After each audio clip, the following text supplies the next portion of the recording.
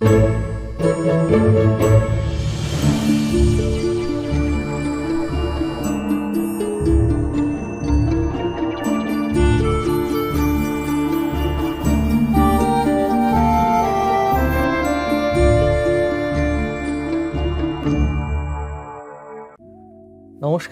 আমি অর্ণব এবং সুভাষ রয়েছে আজকে আমার সাথে।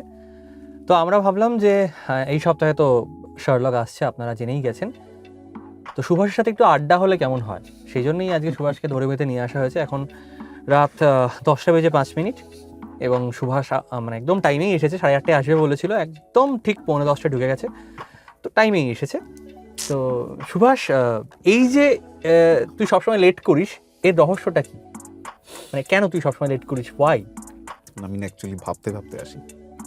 কি ভাবতে আসিস? মানে এরপরে কোন কেসটা নিয়ে ইয়ে করা যায়, কোন জিনিসটা নিয়ে মানে অনুসন্ধান করা যায়।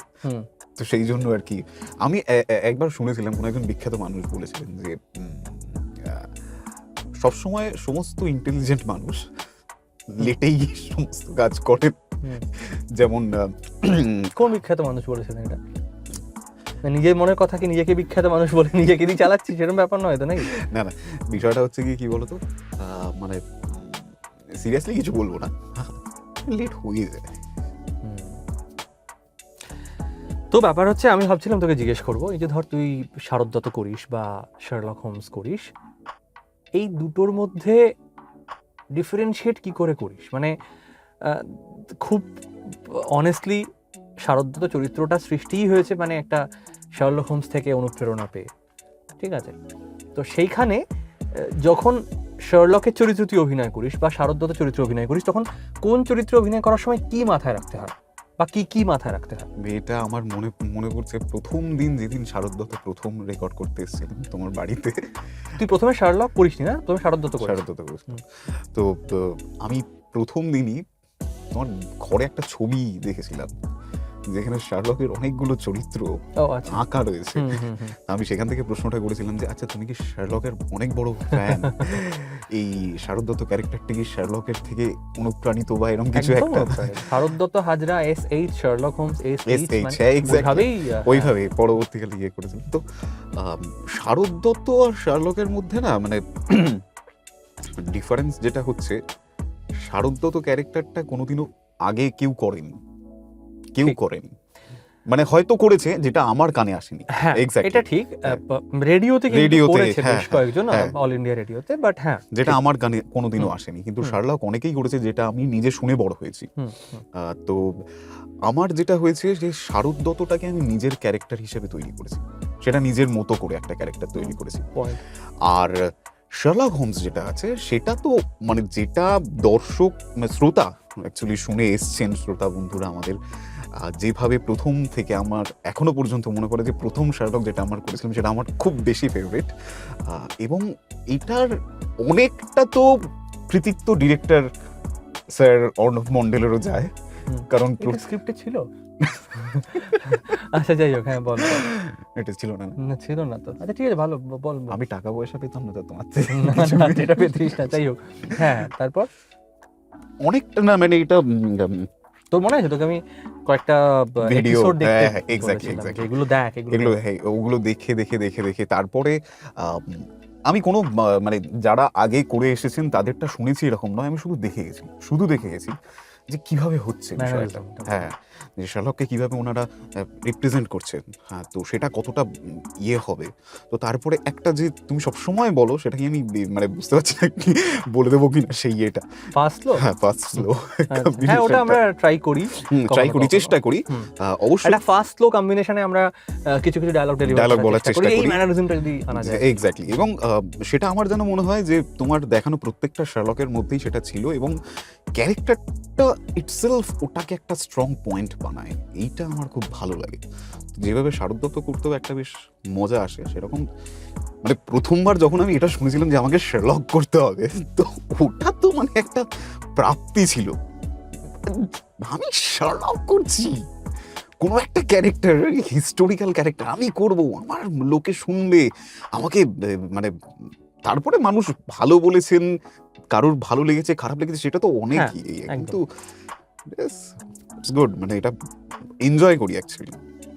এবার দেখ, তুই কাহনে অনেকগুলো চরিত্র তোর হয়ে গেল, এবং প্রচুর ভিলেনের চরিত্র তুই অভিনয় করেছিস, মানে খলনায়কের চরিত্রে। হ্যাঁ হ্যাঁ হ্যাঁ।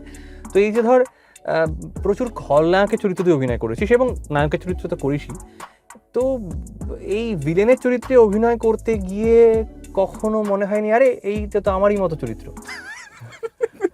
হ্যাঁ, যদি ভিলেন লেট করে আসে কোনো একটা জায়গায়, কোনো একটা ক্রাইম সিনে, মানে অন্যান্য ধর ভিলেনের যে গুণ মানে বা দোষ যেগুলো ছিল আর কি, সেগুলো মানে কখনো নিজের মধ্যে খুঁজে পাসনি? কি বলতে চাইছো?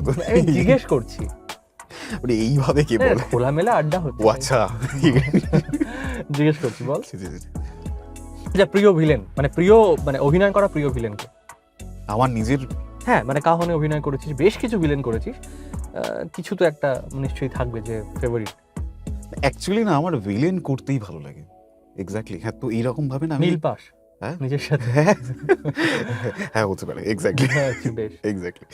সো অ্যাকচুয়ালি মানে আমার সাথে যাদের যাদের মিশেছে তারা হয়তো আমাকে এটা বলতে পারে যে ভাই তুই লেট করে আসিস সব জায়গায়, বাট তারা আমাকে এটা বলবে না যে ভাই তুই ভিলেন। ওকে, তো যাই হোক, না সেটা আমরাও বলছি না, আমরা মজা করেই বলছি, না সেটা আমি বলছি। কিন্তু আমার অ্যাকচুয়ালি জানি না, অ্যাজ আ অভিনেতা আমার মনে হয় যে একটা ভিলেন করতে গেলে যে অভিনয় শৈলী বা দক্ষতাকে ব্যবহার করতে পারি, সেটা কিন্তু নর্মাল একটা যে কোনো ক্যারেক্টারের মধ্যে করা যেতে পারে না। মানে একটা নর্মাল যে একটা সাধারণ ছেলে, তার একটা প্রথম থেকে স্টার্ট, কিন্তু একটা ভিলেনের একটা জার্নি থাকে, তাকে প্রথম থেকে বিল্ড আপ করতে হয়, তারপর সেখান থেকে আস্তে আস্তে নিজের চরিত্রটাকে দেখানো, আমি কি রকম, প্রত্যেকটা ভিলেনদের আলাদা আলাদা শেডস থাকে, এটা আমি মনে করি। তো সেই জায়গাটাকে ফুটিয়ে তোলাটা আমার খুব ভালো লাগে, তো সেই জন্য আমি ভিলেন করতে খুবই এনজয় করি। আচ্ছা, বেশিক্ষণ মানে আমরা বেশিক্ষণ আড্ডাটা কন্টিনিউ করবো না, তবে আমরা মাঝে মাঝে এরকম আড্ডা দিতে আসবো। কখনো সুভাষ আসবে, কখনো অন্য কেউ আসবে, সবসময় সুভাষ আসবে এরকম নয়। তো মহিলারা খেপে যাবে না। আচ্ছা, মহিলাদের কথা মনে পড়লো, সেটা হচ্ছে যে প্রশ্নটা তুই বলছিলি যে তোকে যাতে করা হয় আর কি, তোর যে এত মহিলা ফ্যান, এটা নিয়ে তোকে যেন একটা প্রশ্ন করা হয়, সেটা নিয়ে তোর যে এত মহিলা ফ্যান, সবাই যে সুভাষ সুভাষ করে পাগল, এই ব্যাপারে তুই কি বলবি আর কি? আমি এইটা দেখতে পাই না অ্যাকচুয়ালি, যে মহিলা ফ্যান কত যে সুভাষ সুভাষ করে পাগল হচ্ছে, এই বিষয়টা কিন্তু আমি দেখতে পাই, কিন্তু কমেন্টে আমরা সবাই দেখতে পাই অ্যাকচুয়ালি। আমি তাহলে বুঝতে পারছি আমি কতটা ভালো, তো আমি কতটা ভালো তুমি দেখতে পাচ্ছ। মানে আমি কিন্তু ভিলেন ইন রিয়েল লাইফে নই কিন্তু। না ও মহিলা ফ্যান নোটিস করলে মানে সে ভিলেন না, না বাদ যাচ্ছি আমি। আচ্ছা ঠিক আছে, যাই হোক, তোর কিছু বলার থাকলে বলতে পারিস। না, আমার একটা জিনিস বেশ ভালো লাগলো, সেটা হচ্ছে যে কাহনের এই সেগমেন্টটা, যে এই একটা পডকাস্ট, এই বিষয়টা এখানে যেটা হবে কি, মানে এটা না আমরা অনেক কিছু শিখতে বা জানতে পারবো পরবর্তীকালে। আমার জায়গায় এখানে এই মহিলা ফ্যানের ব্যাপারে জানতে পারলো সবাই। হ্যাঁ, পরবর্তীকালে আমার জায়গায় আরো অনেক অনেক দিগ্গজ অভিনেতা আসবেন, তাদের কথা জানতে পারবো, তাদের এক্সপিরিয়েন্স, কাজের কথা। তো এইগুলো একটা উঠতি অভিনেতা বা একজন অভিনেতার কাছে এটা একটা প্রাপ্তি, যে তাদের কাছ থেকে নতুন নতুন কিছু লেসেন্স হবে। হ্যাঁ, আজকে আমরা খুব মানে হালকা মেজাজেই এটা শুরু করলাম নিশ্চয়ই, কিন্তু যদি আপনাদের ভালো লাগে, মানে যারা দেখছেন আমাদের বা শুনছেন আমাদের, যদি ভালো লাগে, আমরা আগামী দিনে একটু অন্যভাবে এই সেগমেন্টটা আমরা শুরু করব ভেবেছি, আপাতত ভেবেছি। তো দেখা যাক কি হয়, সময় কি বলে। খুব বেশিক্ষণের আমরা করবো না এই সেশনগুলো, মানে maximum half an hour, 15 minute থেকে 20 মিনিট বা হাফ অ্যান আওয়ার। আজকে আমরা খুব ছোট্ট একটা সেশন করলাম তো সুভাষের সাথে। আগামী দিনেও আমরা, এর সাথে বাস্তবের কিন্তু কোনো মিল নেই। হ্যাঁ, কার সাথে বাস্তবে? তুই আছিস তো এখানে। বাস্তবের বলতে এই যে যে প্রশ্নগুলো করা হলো আমাকে, এর সাথে বাস্তবের কোনো, হ্যাঁ মানে যেগুলো সুভাষ আমায় করতে বলেছে আমি সেগুলোই করেছি। ও বলছে দেখো আমি শার্লকে অভিনয় করব, কিন্তু আমার মহিলা ফ্যান নিয়ে আমাকে তুমি একটু জিজ্ঞেস করবে যাতে সবাই জানতে পারে আমার ব্যাপারে। তাই বললাম যে হ্যাঁ হ্যাঁ ভাই, কোনো অসুবিধা নেই, আমি তো আছি। কিন্তু কাহন এবং অর্ণবদাকে অসংখ্য ধন্যবাদ এই সেশনটা আমাকে দিয়ে শুরু করানোর জন্য। এই যে হাতে করিটা আমাকে দিয়ে হলো, এটাও আমি বেশ মজা পেয়েছি, কিন্তু লেট করে আসার জন্য আবার সরি। হ্যাঁ হ্যাঁ, খুব বেশিক্ষণ না, দেখ আমাদের মোটামুটি 10 মিনিটও হলো না বোধহয়, বা 10 মিনিটই হয়তো হচ্ছে। যাই হোক, আপাতত আমরা এখানেই শেষ করছি আজকের এই আড্ডা। আমরা একটা নাম ভেবেছি এই সেগমেন্টটা, সেই নামটা আমরা কদিন পরে রিভিল করবো। আপাতত আজকেরটা জাস্ট পিওর আড্ডাই থাকলো। এই শনিবার রাত 9:30, মানে 9 মে রাত 9:30 শার্লক হোমস ফিরছেন, মানে শার্লক হোমস রূপী সুভাষ ফিরছেন। শুনবেন, শুনে জানাবেন কেমন লাগলো। অবশ্যই। আর ব্যাস এটুকুই।